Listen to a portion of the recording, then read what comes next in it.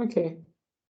Hello again, and welcome to another episode of QuickIP. Today, we'll talk about requirements for trademark protection and registrability.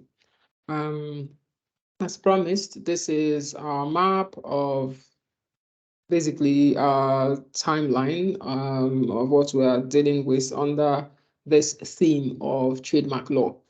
We are now on step 2, where we're dealing with requirements for trademark protection. Now, what are the requirements for trademark protection? There has to be a mark, and that mark has to be used or proposed to be used in relation to goods and services, goods or services, for the purpose of distinguishing one person's goods or services from that of another. So for each trademark, um, for each intellectual property right, you're looking at the subject matter that it covers. You're looking at the way that the right is defined and the way that the legal regime is structured, because when you look at them, it will reflect the goals that that particular regime is meant to serve. So, for example, last time we were dealing with definition of trademark, you will see that there's a link between the definition, the design of trademark law, and the goals that trademark law or trademark protection is supposed to serve. So look at this requirements for trademark protection. It's very much aligned with, or it's very much similar to the definition or statutory definition of trademark. There's reference to a mark that is used or proposed to be used in relation to goods or services for the purpose of distinguishing. Now, let's break it down a bit. But before we do that, let's just talk briefly about let's go back and talk about each of these aspects. The first requirement is that there has to be a mark, and I put it in quotes because the mark is aligned to the statutory definition. It usually would mean any sign that is capable of being represented graphically. It would include a name, a signature, a word, a letter, a shape, pattern, color, container, or combination of any of those things. So you need specificity for any property like protection. So you need to be able to say, this is what we want to protect as a trademark. We want to protect this mark, this sign, this word, this shape, this configuration, this pattern, this combination of colors and words and shape. This is what we want to protect as a trademark. So you need a mark that is capable of being represented graphically so that people will know what exactly it is that is being protected. Then you also need for the mark to be used or proposed to be used in the course of trade. So you need this mark to be used. There has to be some intention or actual use. You want to be able to show this through maybe showing that you are a business, you're a registered company, you're a registered business enterprise, you're registered to be rendering services, and so on and so forth, so that you will say, this is the mark that I'm going to be using for this business or for this product or for this service.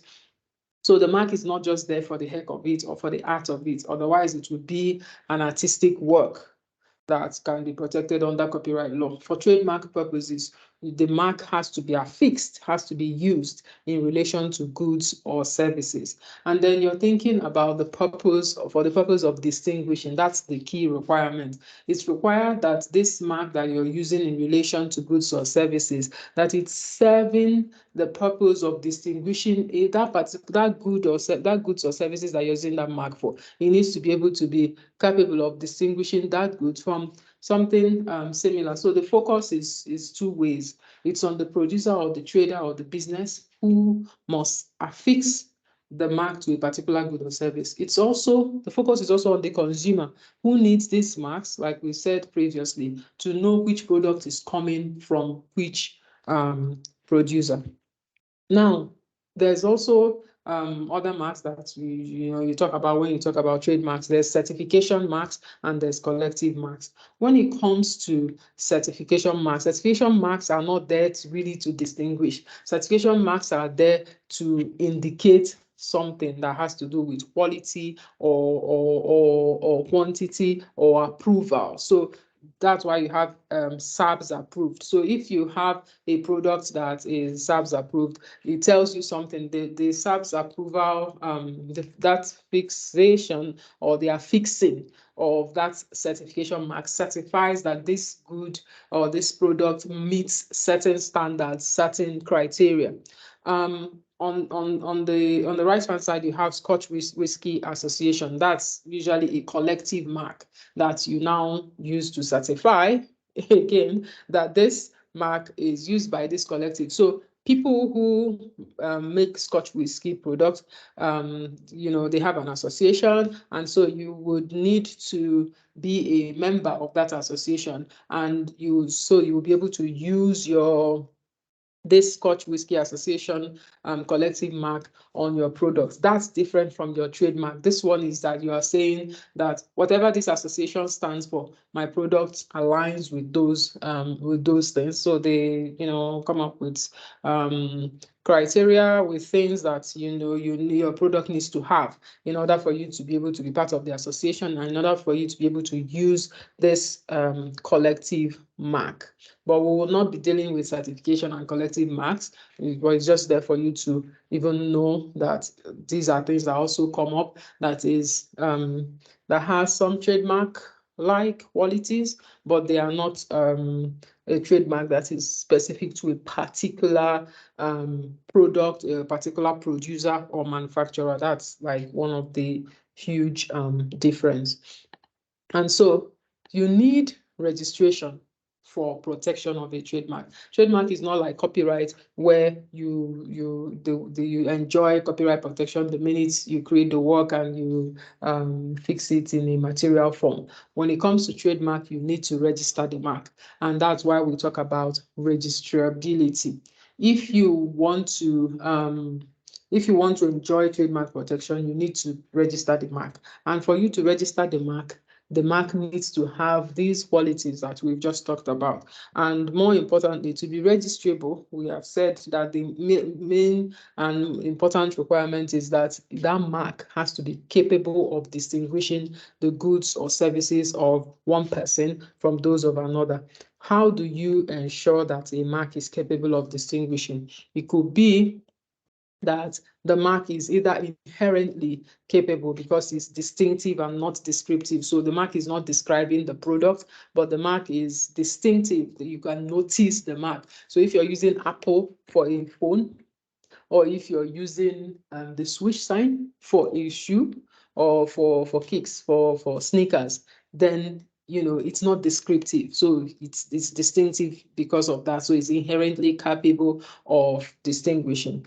It could also be that the mark is capable of distinguishing because of prior use. So you've been using the mark. Now people know that this mark is associated with your specific product, and so already you can say people already know that when they see this mark, they think of me, they think of my company, they think of my product, and so you've been able to, you can use that prior use to show that the mark is capable of distinguishing. But like I said, you could also use the fact that the mark is not descriptive, but instead it is distinctive. It's not describing the product, it's not describing the nature of the product, it's actually distinct from the product itself. So that's the criteria that you need to satisfy before you can say that this mark is registrable. It's a registrable mark, and then we can go on to go through the registration procedure and enjoy the protection that a mark gives. And so we'll stop here for now, and details in class. Bye.